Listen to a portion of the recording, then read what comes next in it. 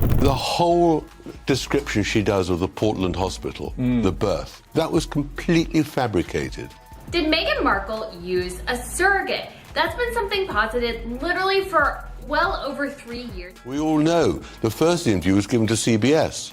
We all know that she never intended to go to the Portland hospital. She intended to have the baby. So, and also, you know, even it goes down to the lawyer. Oh, honey, when I tell you things are heating up in royal land, I mean scorching. Harry's freaking out, Meghan's gone underground, and Tom Bower, that man's walking straight into the chaos like it's his morning coffee. The truth's out for blood, and let's be honest. Questions about the children and whether they were born naturally, and this is something that I've discussed in detail with Lady Colin Campbell. After this, nothing's surviving the storm. Now forget every journalist you've ever known, every tabloid, every so-called insider. Because Tom Bower, he's on another level entirely. This is the man billionaires dread at 3 a.m. The one who makes politicians tremble and palace aides choke on their tea. For 40 solid years, he's been toppling the untouchable. And guess what? He never loses. Maxwell tried and failed. Branson sued and got destroyed. Conrad Black, obliterated. And now, ladies and gentlemen, Bower's eyes are locked on Harry and Meghan, the couple who built a brand out of being victims, who polished every appearance like a Hollywood red carpet scene, who sold heartbreak like it was couture.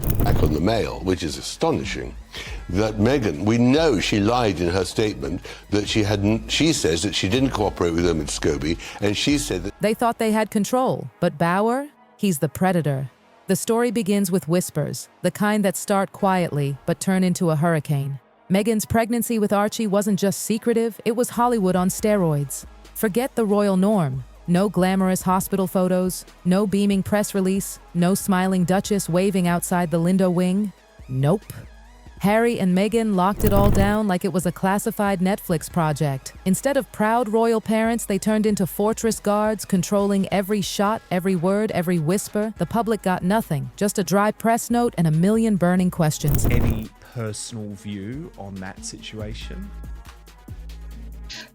I will say that, like a lot of people, I saw the Getty images of the... People started murmuring, something's off, because come on, this is the royal family. There's always a hospital buzz, photos of flowers, doctors smiling, the classic royal baby magic. But this time, silence, like the entire world had been muted. Portland Hospital, supposedly where Meghan gave birth, was a ghost town that day. Sources swore it was eerily quiet. No staff chatter, no paparazzi swarm, not even a whisper. No security logs leaked, no timestamps, nothing. You have to understand, that's unheard of for a royal birth. These events are practically media circuses. And when even the palace corridors start whispering, that's when you know it's bad.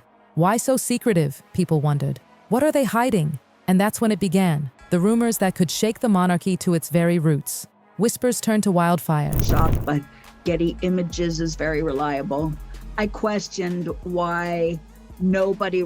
Palace insiders murmured, social media exploded, and conspiracy corners of the internet lost their minds. Some even claimed Archie wasn't born in the UK at all. Can you imagine? No ambulance trails, no security convoys, no official confirmations, just air. If that rumor ever proved true, it wouldn't just be gossip. It'd be a full-blown royal scandal, the kind that sends historians scrambling and the monarchy's lawyers sweating. Because that would mean one chilling thing. Archie's place in the line of succession might not even be valid. And just when the noise was at its loudest, Meghan dropped another bomb. Quietly, subtly, but devastatingly. She edited Archie's birth certificate.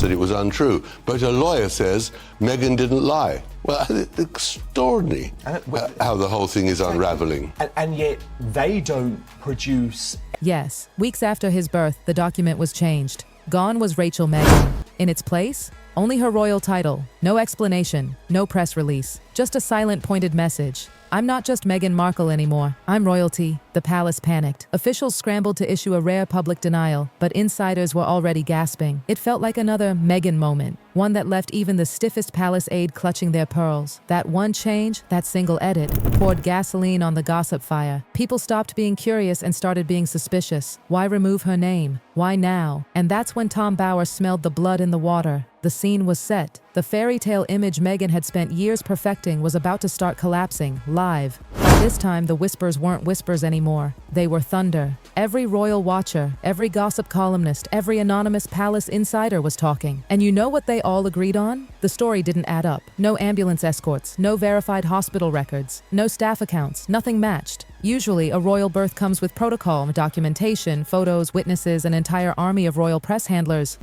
And I thought, gee, if she was, remember when Demi Moore did that beautiful thing on Vanity Fair where she showed her beautiful belly? I thought that was really cool. Like, if you are so proud of your baby, your marriage, and God, if But this, it was too clean, too quiet, too suspicious. That's when people started asking the question that sent shivers through Buckingham Palace. Was Archie even born in London? The rumor mill spun out of control. Some insiders suggested something wild, that Archie might have been born outside the UK altogether. And that's when it hit the fan. Because if that were even remotely true, it would ignite a constitutional crisis the palace could never fully contain. Imagine it. Headlines screaming, "Royal birth a hoax?" The monarchy couldn't handle that. And then came the real jaw-dropper.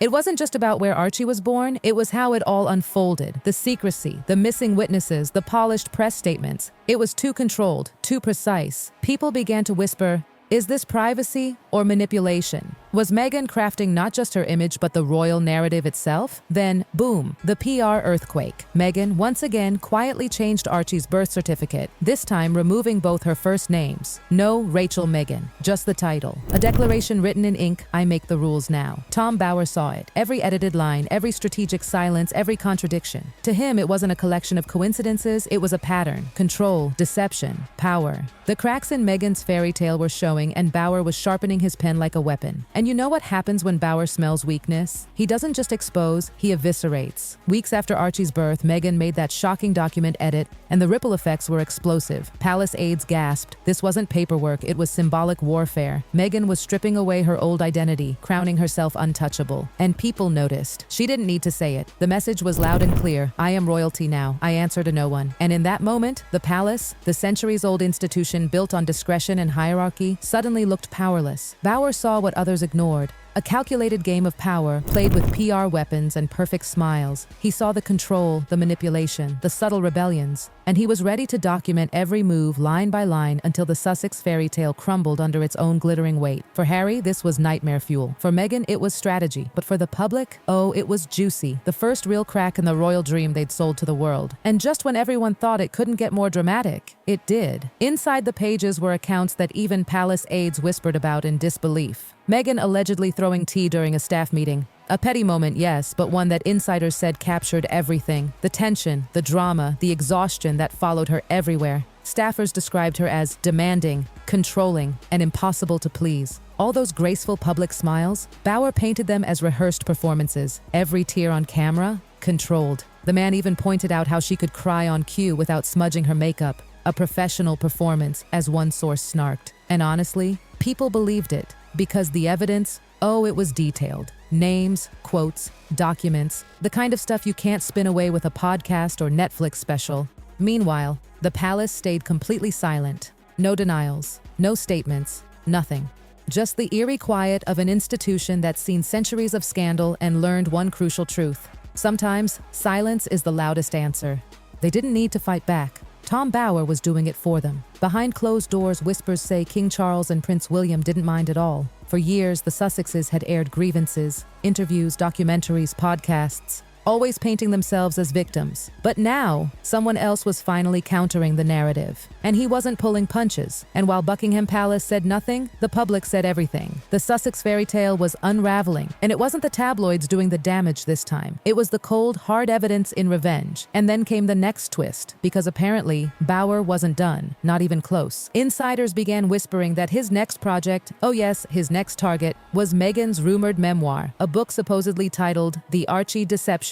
Let that sink in. The man who just dismantled the Sussex story in one bestseller was now gearing up to go straight for the jugular. Archie's birth, the one event that had sparked the earliest suspicions. According to whispers, Bower was already compiling a forensic timeline, digging through inconsistencies, tracing back every conflicting statement, every silence, every missing record from that chaotic time. He wasn't just writing a sequel, he was preparing a reckoning. And honestly, Hollywood's starting to sweat. Because the Sussex empire, built on image, deals, and sympathy, suddenly looks fragile. Netflix executives, reportedly panicking, Spotify, quietly nervous. Every major partner who once saw the couple as a PR dream now saw risk. Because how do you market a royal under fire? The brand that once screamed empowerment now whispered exposure. Tom Bower had flipped the entire script. Meghan's narrative of privacy, control, and grace was being rewritten into one of secrecy, manipulation, and empire building. Every edit to that birth certificate, every missing hospital photo, every interview contradiction, it all now looked suspicious under his lens. And the best part? Bower didn't have to shout to make it sting.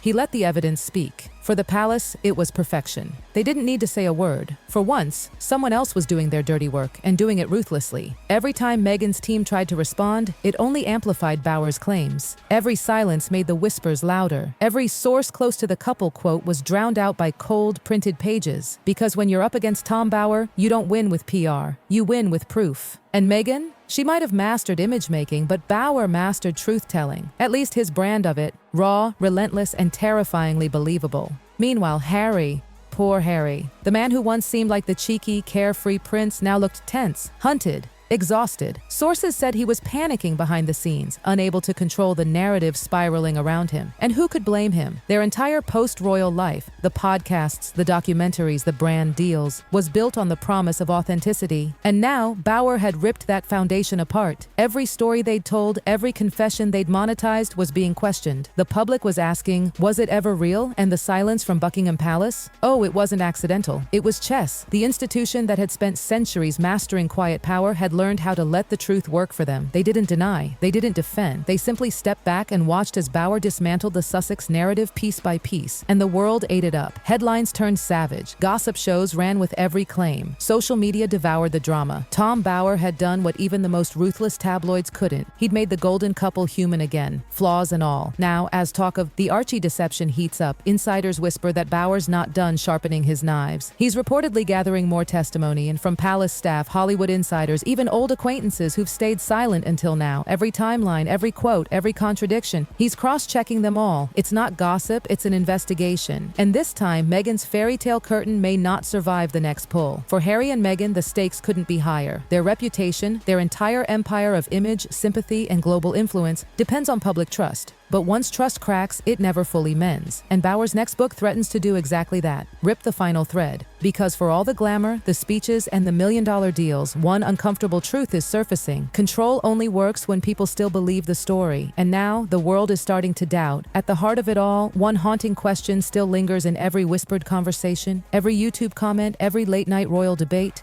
What really happened the day Archie was born? The silence, the secrecy, the vanishing names, the carefully curated images, were they protecting privacy or hiding something much, much bigger? Tom Bower intends to find out. And if history's any guide, when Bower hunts, no one, not even royalty, gets away unscathed. Because in the world of power, image, and manipulation, truth always finds a way to rise. And this time, it might just bring the palace walls shaking down.